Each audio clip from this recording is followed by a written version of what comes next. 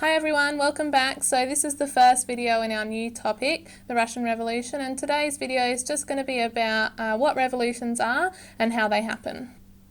So this video is for SACE Stage 2 Modern History, Revolutions and Turmoil, and is a basic introduction to revolutions and how they happen. Revolutions mean a lot of things to a lot of people. They change people's lives, sometimes for the better and sometimes for the worse.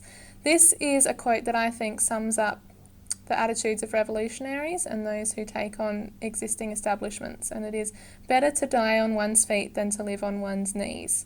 And so what I want you to do now is I want you to pause the video and think about, what does this quote mean to you, and what kind of person might have said it, and what are the likely consequences of such an attitude when thinking about or undertaking a revolution. So here's the definition for a revolution. A revolution is a general and fundamental change in the political order when the mass of the people rejects its government and the ruling class. It involves a complete and forceful and often violent overthrow of an established government. These pictures really demonstrate the coming together of the masses of the people and a forceful overthrow of a government. So this image is comparing Maidan Square in the Ukraine prior to and immediately after the 2014 revolution. So the masses of people marched on the Maidan Square outside of the main government buildings, and you can see from the picture afterwards it was an extremely violent and forceful uprising of the people. This further demonstrates the rising up of the people during a revolution. This picture is part of the Arab Spring, the Egyptian revolution, and you can see that there's a large gathering of the mass of people outside of government buildings, and in this case over 1 million people gathered to protest and overthrow the government. In order to have a revolution, there are some essential ingredients that need to be occurring to force the people into action. So the first essential ingredient is that the majority of people, the majority of the population, must be so dissatisfied with the old order that they acknowledge or are prepared to accept the need for change. So firstly, the need for change has to be identified, not just minor change but drastic change. Secondly, there has to be a new ruling group that demonstrates a capacity, real or perceived, to bring about change and remove that discontent. So they have to identify the need for change, and there has to be a group that can really, or in a perceived way, make that change happen, improve things for people.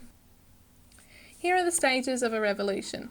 So the first thing that needs to happen is a development of a revolutionary situation. There has to be widespread opposition to the existing system, and this usually culminates in a political attack on the government. SACE will call this the pre-existing conditions in revolutionary society or something like that.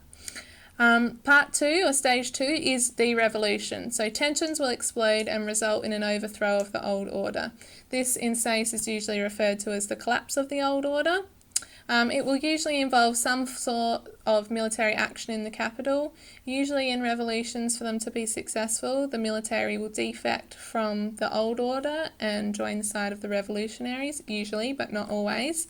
The new government will then introduce fundamentally different policies, but they will also inherit the problems of an old government, and that's particularly relevant in the Russian Revolution of February 1917.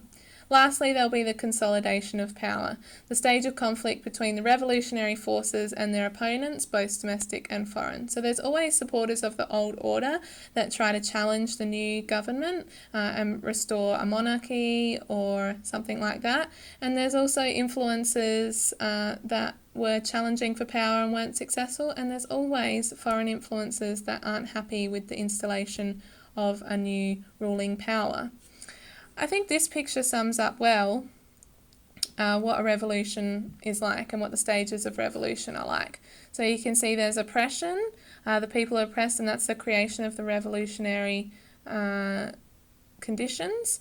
Then there's the revolution, the outpouring, the action, and then there's the clamping down of the revolutionary society while the new government tries to secure their power, and you can see those images are exactly the same for reform and oppression. So have a think about what that means.